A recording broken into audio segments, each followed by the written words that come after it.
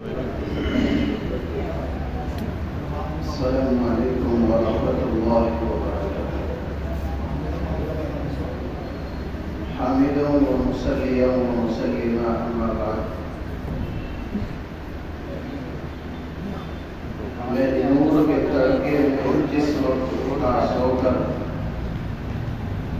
میں نور کے تڑکے میں جس وقت اٹھا سو کر اللہ کی رحمت کے دروازے کھولے پائے، آتی بھی نگاہ پہ ہم کوئی مانگنے والا ہو، ہاتھ اپنے عقیدت سے آگے میرے پھیلائے، جو رزق کا طالب ہو میں رزق اسے دوں گا، جو طالب جنت ہو جنت کی طرف لائے، جس کو اپنے گناہوں کی بخشش کی تمنا ہو وہ اپنے گناہوں کی کثرت سے نہ گھبرائے، وہ مائل توبہ ہو میں مائل بخشش ہوں، میں رحم سے بخشوں گا وہ شرم سے بچتا ہے۔ یہ سن کے ہوئے جاری آنکھوں سے میری آنسو، قسمت ہے محبت میں رونا جسے آ جائے، آقائے قدر پرور سائل ہوں تیرے در پر، میں اور تو کیا مانگوں بس تو مجھے مل جائے۔ معزز و محترم علماء کرام، آج ہم سب جامعہ سراج العلوم کی پرگیر فضاء اور اصحاب دل کے اس عظیم سنگم میں انجمن تہذیب البیان سے منسلک طلبہ کرام کے پروگراموں کو سماعت کر رہے ہیں۔ طلبہ کرام نے بڑے ہی اچھے انداز کے ساتھ اپنے پروگراموں کو پیش کیا۔ قاری صاحب کیا بولنے بہت چمک رہے ہیں۔ رب تعالیٰ کی بارگاہ میں دعا کروں کہ پروردگار عالم مدرسہ حاضر کو دین دوری اور رات چوکری ترقیات سے سرفراز فرمائے۔ خطابت جس کا ہم بار بار تذکرہ سن رہے ہیں، یہ اللہ تبارک و تعالیٰ کی وہ نعمت عظمیٰ ہے جس کو رب تعالیٰ نے انسان کی تخلیق، انسان کے پیدا ہونے کے بعد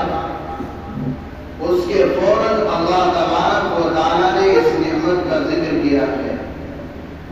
سورہ رحمان کی آیت نمبر 3 کے اندر اللہ فرماتا ہے خلق الانسان، اللہ تعالیٰ نے انسان کو پیدا کیا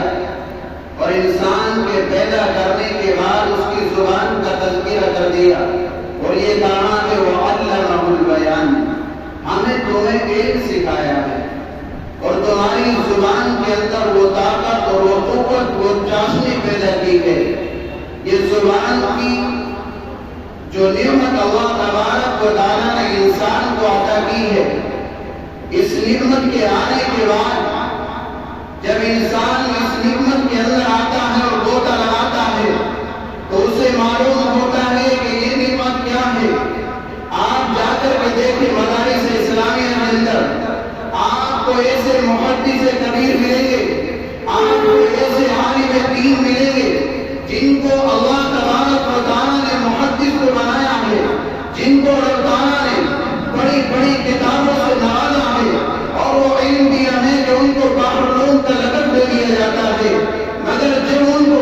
اس ٹائل پر کھڑا کیا جاتا ہے ان کی ٹانگیں کانپنے لگتی ہیں، وہ اظہار معافی ضمیر کو ادا نہیں کر سکتے اور اپنے معافی ضمیر کو ادا کرنے پر قدرت اور طاقت اور قوت نہیں رکھتے۔ تو ہمیں اللہ تبارک و تعالیٰ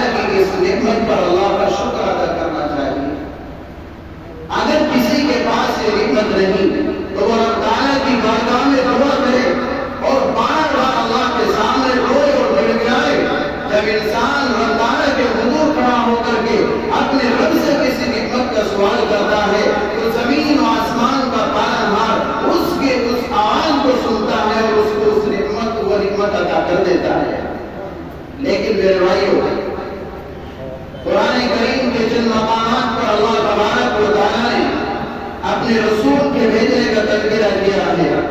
اور کہا ہے وَمَا أَرْسَلْنَا مِن رَّسُولٍ إِلَّا بِلِسَانِ قَوْمِهِ